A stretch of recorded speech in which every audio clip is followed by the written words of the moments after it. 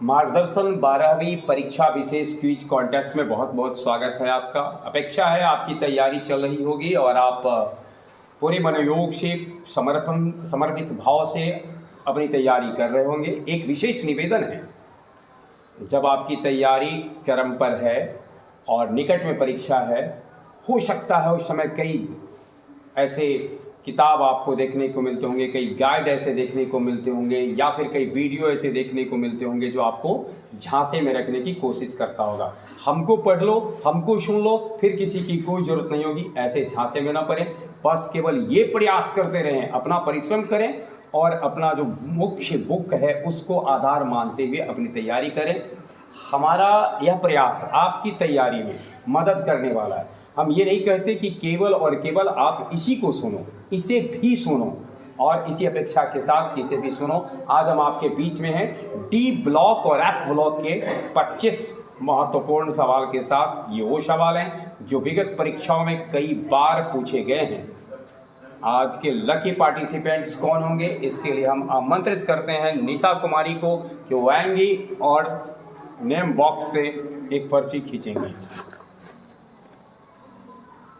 जी, name box से एक पर्ची खींचा गया है और आज हमारे बीच लकी प्रतिभागी के रूप में डिम्पल कुमारी।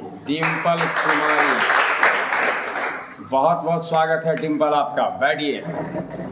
हाँ, तिरछा ही रहने दीजिए तो ठीक है। हाँ डिम्पल, डी ब्लॉक और एफ ब्लॉक से सवाल आपसे पूछें। इससे पहले हम आपको, आपकी परीक्षा फरवरी में है जी, तो शुभकामना देते हैं ताकि आपकी परीक्षा बहुत बेहतर से बेहतर जा सके। और सवाल के लिए आप तैयार हैं जी।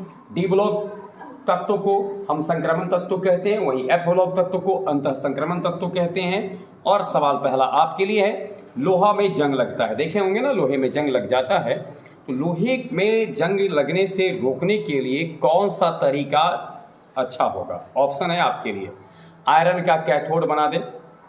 दूसरा ऑप्शन है खारे जल में इसे रख दे।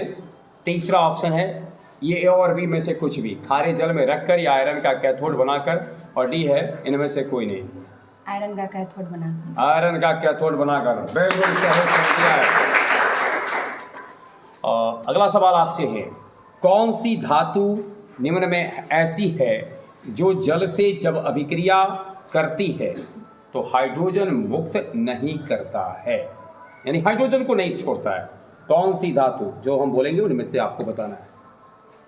आपके लिए विकल्प है Fe यानी लोहा, Zn यानी जस्ता, Cu यानी तांबा, Mg यानी मैग्नीशियम। Cu तांबा करेक्ट आंसर है। जब हम धातु की क्रियाशीलता श्रेणी देखेंगे तो जिन धातुओं का मैंने जिक्र किया उनमें से तांबा का स्थान हाइड्रोजन से नीचे आता है, बाकी जितने धातु हैं हाइड्रोजन से ऊपर आए हैं। हाइड्रोजन से जो ऊपर के तत्व हैं, ऊपर की जो धातु है, वह अम्ल से अभिक्रिया कर हाइड्रोजन को विस्थापित कर देता है, परंतु जो हाइड्रोजन से नीचे का है वो इस हाइड्रोजन विस्थापित नहीं कर पाता अम्ल की अभिक्रिया से। और हाइड्रोजन से नीचे के हैं तांबा, पारा, चांदी, सोना। तांबा, पारा, चांदी, सोना, ये सब हाइड्रोजन से यानी अम्ल से अभिक्रिया करेंगे, हाइड्रोजन को विस्थापित नहीं करेंगे। अगला सवाल आपसे है, सोना धातु का ऑक्सीडेशन स्टेट क्या होता है? +1, 0, -1, इनमें से कोई नहीं। जीरो करेक्ट आंसर है। मुक्त अवस्था में सोना मिलता है, इसलिए प्रायः उसका ऑक्सीडेशन स्टेट 0 होता है। अगला सवाल है, सीने बार अयस्क है, ठीक है ना? आपको बताना है उसका सूत्र क्या है। ऑप्शन है आपके लिए HGS, PBS, ZNS, H2S। HGS correct answer है। सीने बार मरकरी का अयस्क है, मरकरी का संकेत Hg होता है। अगर हमसे ये पूछा जाए सीने बार किसका अयस्क है, तो मरकरी का, पारा का। सीने बार कैसा अयस्क है, तो सल्फाइड अयस्क। सीने बार का सांद्रण किस विधि से होता है? फेन प्लावन विधि से, फेन उत्प्लावन विधि से। जो भी अयस्क सल्फाइड अयस्क होते हैं उनका सांद्रण फेन प्लावन विधि से किया जाता है, तो HGS। अगला सवाल आपसे है, निम्न में से कौन सा तत्व सामान्य तापक्रम पर द्रव होता है? कौन सा तत्व सामान्य तापक्रम पर द्रव होता है? जिंक, पारा, ब्रोमीन।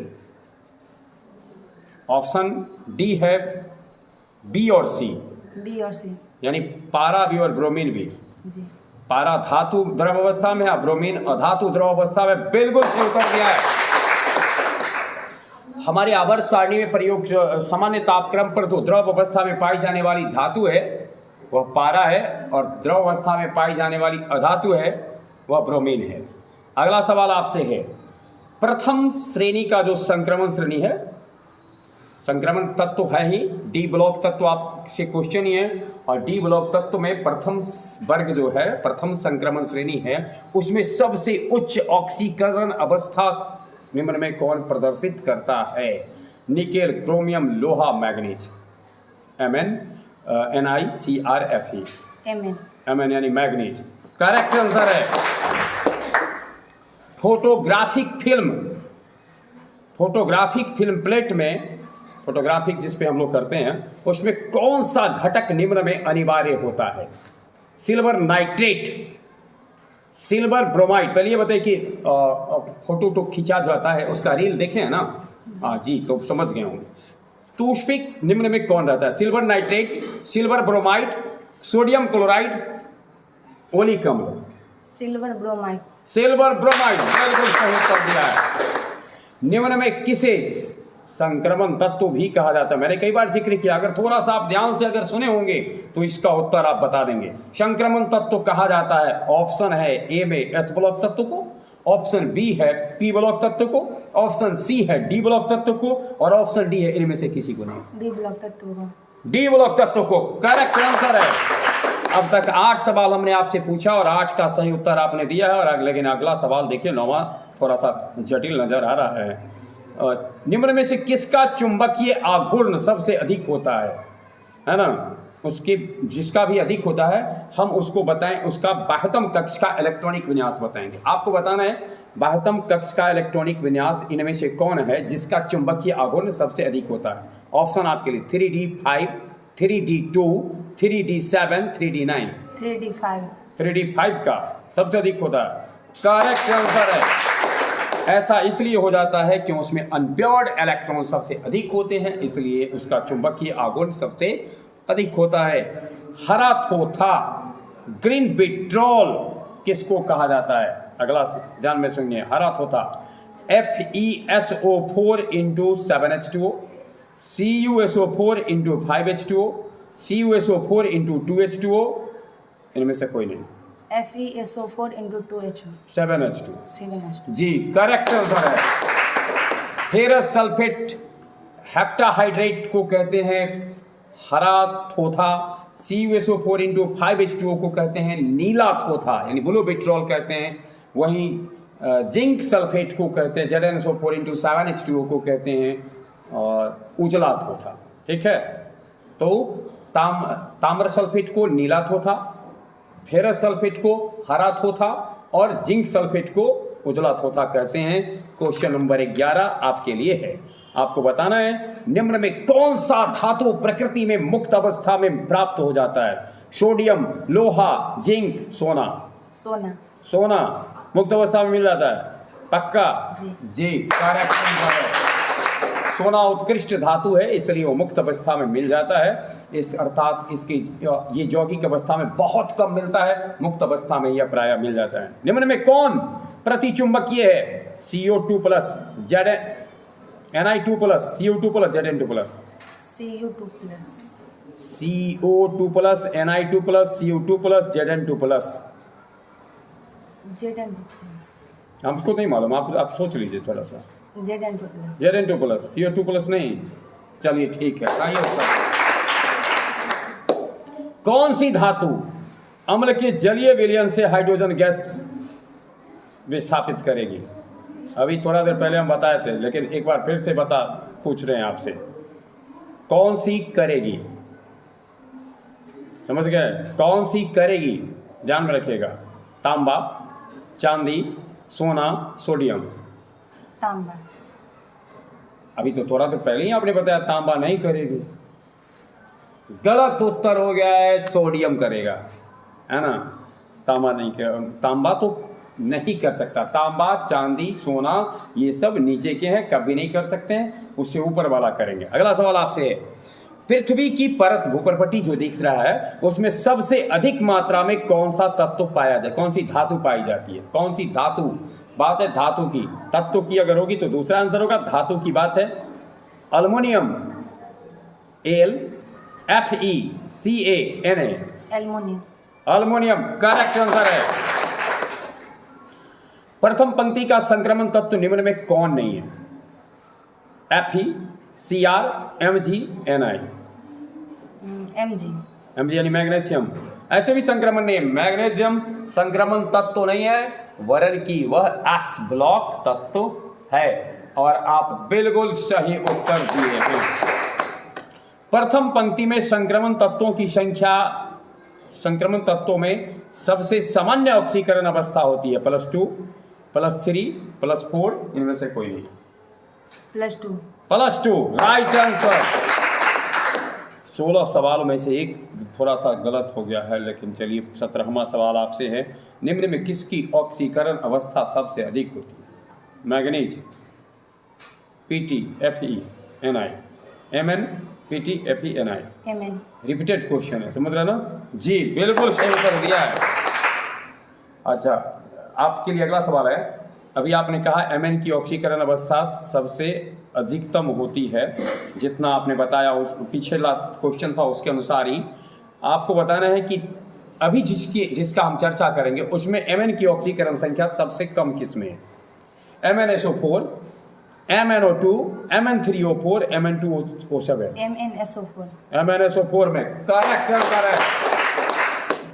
19वां सवाल आपसे है, कौन एक्टिनाइड नहीं है?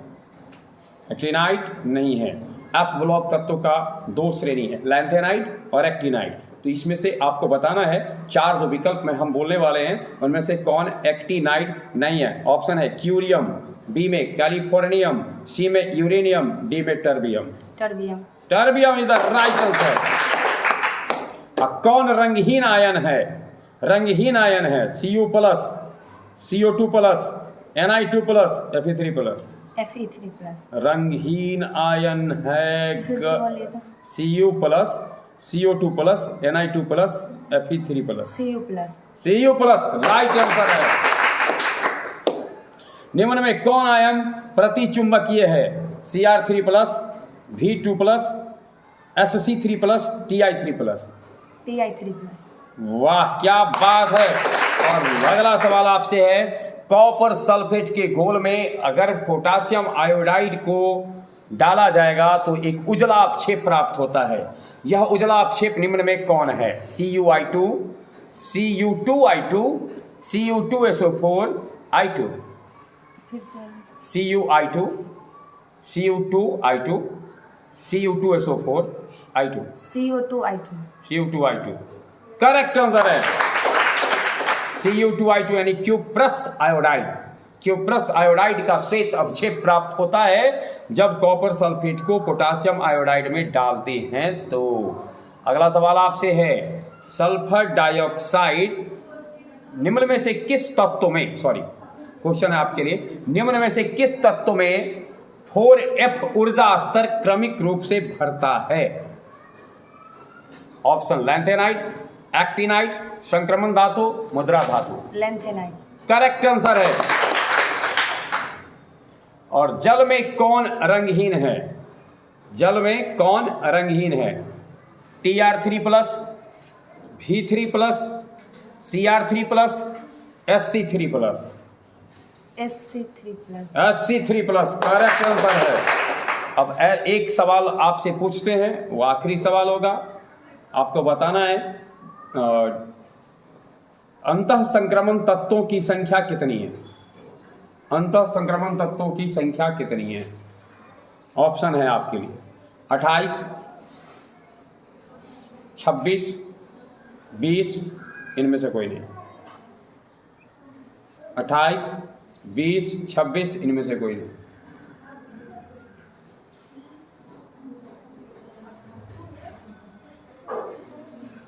चलिए हम बता देते हैं क्या 28 है। एफ ब्लॉक के तत्व हैं 28 दोनों। और इस तरीके से आप यहाँ आए और आपने क्विज कॉन्टेस्ट में हिस्सा लिया। मैं एक बार फिर से आपको धन्यवाद देते हुए आपकी परीक्षा बेहतर हो इसकी शुभकामना देते हैं। बहुत बहुत धन्यवाद।